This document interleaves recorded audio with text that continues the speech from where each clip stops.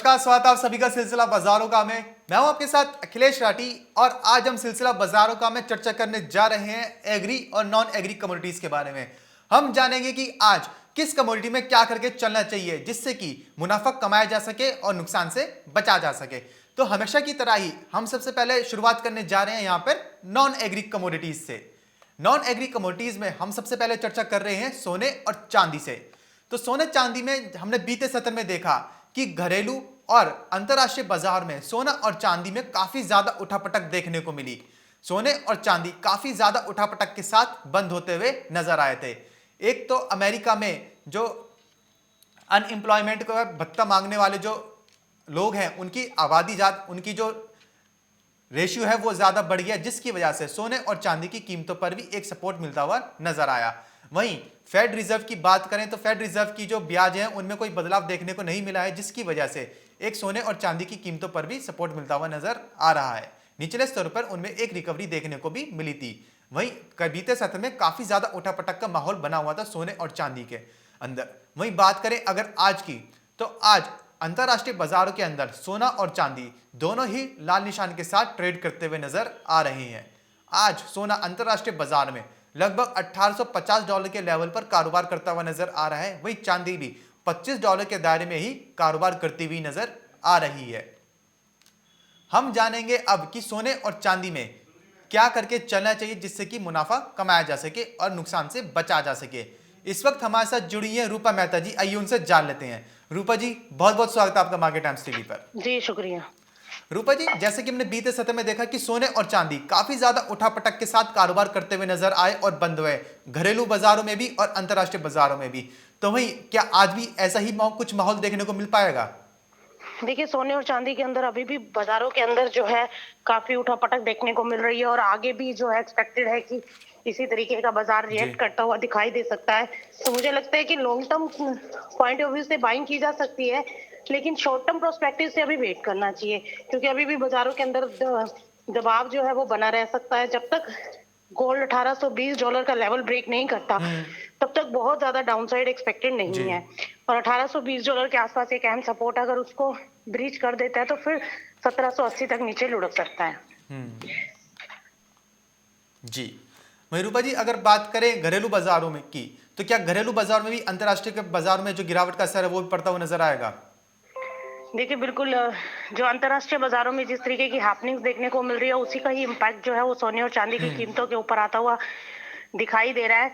और इसके चलते अभी लग रहा है कि सोना जो है अभी थोड़ा सा दबाव में रह सकता है और ऊपरी स्तरों पर थोड़े बहुत मुनाफा वसूली जो है वो हावी हो सकती है। कल से लेकर आज तक हम देख रहे हैं पिछले 2 ट्रेडिंग सेशन से लगातार एक रेंज के बीच में कारोबार कर रहा है। 1840 से लेकर 1860 की रेंज है। कल जरूर इसने 1820 के आसपास बाजार गया था, लेकिन वहां से एकदम से बाउंस बैक आ गया, जो कि $1850 तक हमें ऊपर में देखने को मिला है। तो काफी सीमित दायरे में कारोबार करता हुआ दिखाई दे रहा है और मुझे लगता है कि आज भी इंट्राडे प्रोस्पेक्टिव से सोना इसी रेंज के बीच में कारोबार करता हुआ दिखाई दे सकता है। घरेलू बाजारों की बात करें तो ऊपर में 49,200 से लेकर 49,400 तक मैक्सिमम तेजी हो सकती है और नीचे में मुझे लगता है कि 48,500 तक नीचे जा सकता है। जी वहीं रूपा जी, अगर long term point of view से देखें तो क्या अभी भी यही मान के चलें कि सोने और चांदी में तेजी का ही माहौल है? देखिए बिल्कुल, long term point of view से सोने और चांदी में तेजी का ही माहौल है। ईयरली बेसिस पर अगर किसी को बाइंग करनी है तो इन लेवल्स पर बाई किया जा सकता है। और वैसे मुझे लगता है कि एक बार $1820 तक बाजार आ सकता है नीचे में और वहां सस्टेन होता है तो $1780 मैक्सिमम डाउनसाइड हम देख रहे हैं कि बाजार एक बार दिखला सकता है। जी वहीं रूपा जी, अगर बात करें कच्चे तेल की, तो कच्चे तेल में हम देख रहे हैं कि दोनों ही WTI और ब्रेंट $52 के ऊपर सस्टेन किए हुए हैं। तो कच्चे तेल में आपकी तरफ से हमेशा सलाह रही है निचले स्तर पर खरीदारी करने की, तो क्या आज भी वही सलाह रहेगी? देखिए, कच्चे तेल में भी खरीदारी की ही रणनीति अपनानी चाहिए और मुझे लगता है कि आज भी इंट्राडे में आप खरीदारी करके चल सकते हैं। डोमेस्टिक मार्केट में 4000 के स्तर कभी भी कच्चा तेल दिखला सकता है।